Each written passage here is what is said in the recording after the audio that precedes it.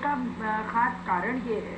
कि जिस फील्ड में भी महिलाएं जा रही हैं, उनको आखिर उनकी प्रतिभा दिखाने की जब तक, उनकी क्षमता दिखाने का जब तक उनको मौका नहीं मिलेगा, तब तक हम कैसे किसी के लिए कह सकते हैं। आप राजनीति को ही ले लीजिए,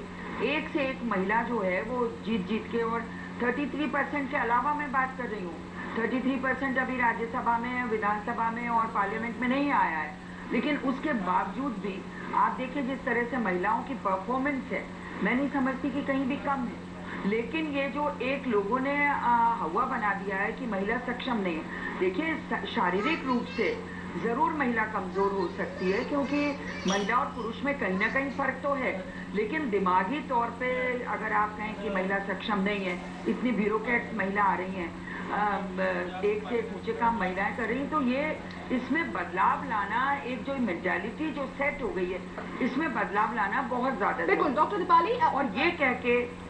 बिल्कुल डॉक्टर दीपाली, माइंडसेट को तोड़ना बहुत जरूरी है। और आप इस बात से इत्तेफाक रखती हैं, आप क्लिनिकल साइकोलॉजिस्ट हैं, कि महिला अच्छा काम कर सकती है, अच्छा परफॉर्म कर सकती है वर्क प्लेस पे, लेकिन उसका बॉस होना, उसकी डिक्टेटरशिप बिल्कुल बर्दाश्त नहीं है पुरुषवादी समाज में और ऑफिस में खास तौर पर। सी देखिए, जैसे अभी मैंने आपसे पहले ही बताया कि एक चाइल्डहुड से एक मेल के माइंड में, एक फीमेल के माइंड में यही डाला जाता है, लाइक बेसिकली यही सिखाया जाता है कि पहले तुम्हारा भाई खाना खाएगा, उसके बाद तुम खाना खाओगी। सो ये जो एक पहल कहीं और दी जाती है और उसके बाद उसकी बारी आती है, तो ये माइंडसेट बचपन से ही पैदा होने लग जाता है कि मैं पीछे हूँ, मेरी बारी बाद में आएगी, मुझे सबमिसिव रहना है, मुझे चुप रहना है, मुझे ज्यादा कोशिश नहीं करनी है, क्योंकि फैमिली में जो मेल है वही सब कुछ करेगा। सो ये माइंडसेट कहीं ना कहीं चाइल्डहुड से ही चेंज करना होगा। कहीं ना कहीं हर पेरेंट को ये रियलाइज करना होगा कि अपने दोनों बच्चों को उन्हें किस तरीके से बड़ा करना है, किस तरह से इक्वालिटी की फीलिंग हर छोटी छोटी चीज में देनी है। एंड फिर वही चीज आगे जाके जब वो बड़े होंगे, चाहे वो किसी कंपनी के सीए हो, फिर वो रिक्रूट कर रहे हो, तो उनका माइंडसेट, उनका चाइल्डहुड उसको डिटरमाइन करेगा, तभी ये एक्सप्लॉयटेशन धीरे धीरे कम होगा। अगर हम इसकी रूट पे जाना चाह रहे हैं तो तभी उसको एक इक्वल अपॉर्चुनिटी मिल पाएगी अपनी प्रतिभा दिखाने की। बिल्कुल, सब कुछ बहुत अच्छा है दीपाली। लगातार हम देख रहे हैं राजनीति में हो या फिर कई कंपनीज के बॉसेस के रूप में हो, महिलाएं बहुत अच्छा काम कर रही हैं, लेकिन इस बात से शायद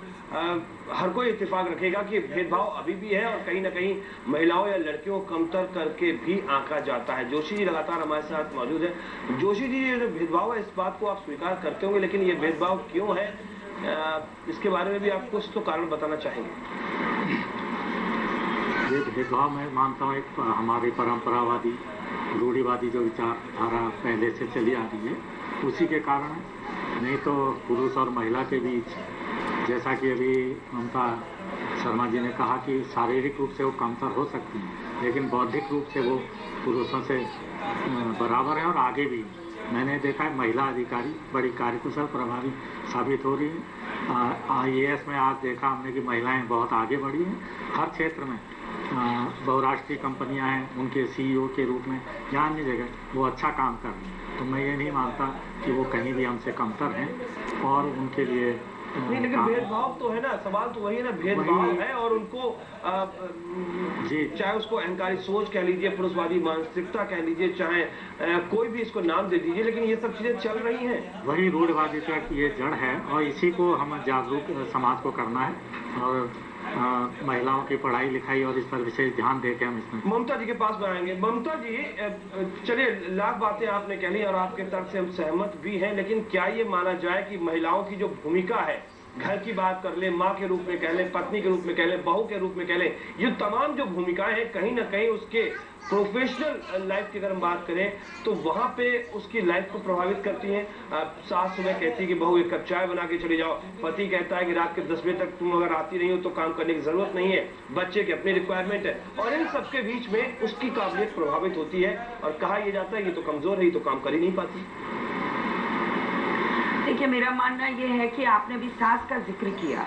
लेकिन मैं ये देख रही हूँ कि जब महिलाएं कमाती हैं तो वो सक्षम भी होती हैं कि वो घर में एक नौकर रख लें, वो थोड़ा सा कामकाज देख ले, लेकिन यहाँ पे वही बात आती है कि ससुराल वालों को इस बात के लिए एडजस्ट करना पड़ता है, उनको ये जिद छोड़नी पड़ती है कि नहीं यही काम करेगी। कई बार महिला के साथ क्या होता है, घर में 17 जिम्मेदारियों को निभाती हुई जब वर्क प्लेस पे जाती है तो देखने में आया है कि फिजिकली कहीं और है, मेंटली कहीं और है। ये एक जो महिला के साथ समस्या है, ये भारी समस्या है तो महिलाओं को जब वो काम पे जाती हैं तो घर वालों को भी चाहिए कि वो एडजस्ट करें। जब हमें घर में आने वाला पैसा अच्छा लगता है, बिल्कुल नहीं, यहाँ पे आपको रोकना चाहेंगे ममता जी। पैसा बहुत अच्छा लगता है, लेकिन अभी भी ये बात बिल्कुल सच है कि पुरुष की जिम्मेदारी घर के बाहर की है, यानी कि घर कैसे चलेगा, कमाया कैसे जाएगा, घर में खर्चे कैसे चलेंगे, ये जिम्मेदारी पुरुष की है बेसिक बुनियादी तौर पे। महिला की जिम्मेदारी घर की है। सुनिए,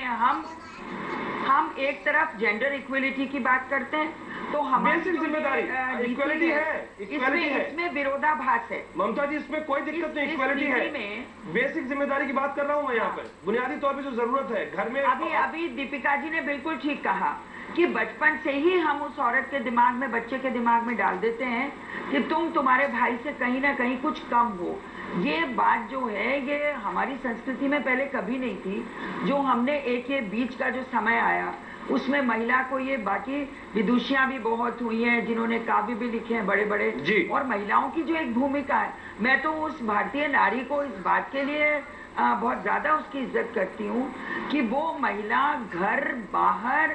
परिवार अपना खुद का सारा कुछ जिम्मेदारी निभा रही है और इतने बड़े बड़े कामों में भी आगे आ गई है। तो हमें उनको मौका भी देना चाहिए और उनको इस बात के लिए प्रेरित भी करना चाहिए। ये हमारे जो माइंडसेट हो गए हैं इनको चेंज करना बहुत ज्यादा जरूरी है। बिल्कुल, हम महिला के ऊपर बड़ी जल्दी से आक्षेप लगा देते हैं। उन आक्षेपों को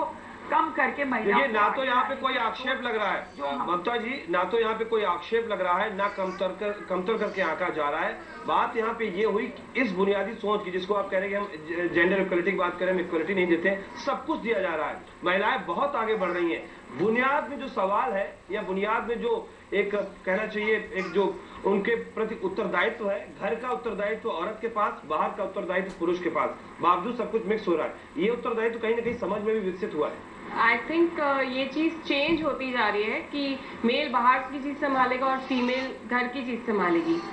दूसरी बात मैं आपसे कहना चाहती हूँ, आजकल जब भी कोई किसी रिश्ते को लेने जाता है तो सबसे पहली demand most of the families में होती है कि हमें एक वर्किंग फीमेल चाहिए अपने बेटे के लिए, या मेल की भी यही रिक्वायरमेंट होती है। इट इज नॉट ओनली कि कहीं ना कहीं वो उसको एक होम मेकर ही बनाना चाहते हैं, वो उसको हर तरह की जिम्मेदारी चाहते हैं कि वो संभाले, क्योंकि उनको भी कहीं ना कहीं लगता है कि वो हेल्प करेगी तो हमारी जो लाइफस्टाइल है वो और बेटर हो सकता है। एंड ऑब्वियसली इसमें अगर मेल का कॉपरेशन, अगर हस्बैंड का कॉपरेशन रहे, अगर आप उनकी फैमिली से चाहे एक्सपेक्ट ना भी करें, अगर एक हस्बैंड कॉपरेट करता है अपनी वाइफ के साथ हाउस होल्ड एक्टिविटीज में, हाउस होल्ड जिम्मेदारियों को संभालने में, तो डेफिनेटली बहुत सारी प्रॉब्लम सॉल्व हो सकती है। बिल्कुल डॉक्टर दीपाली, यहाँ पर जो एक छोटे से ब्रेक पर जाने का वक्त हो रहा है, ब्रेक पर जाएंगे, लौटेंगे और इस महाबहस के साथ अपनी चर्चा को आगे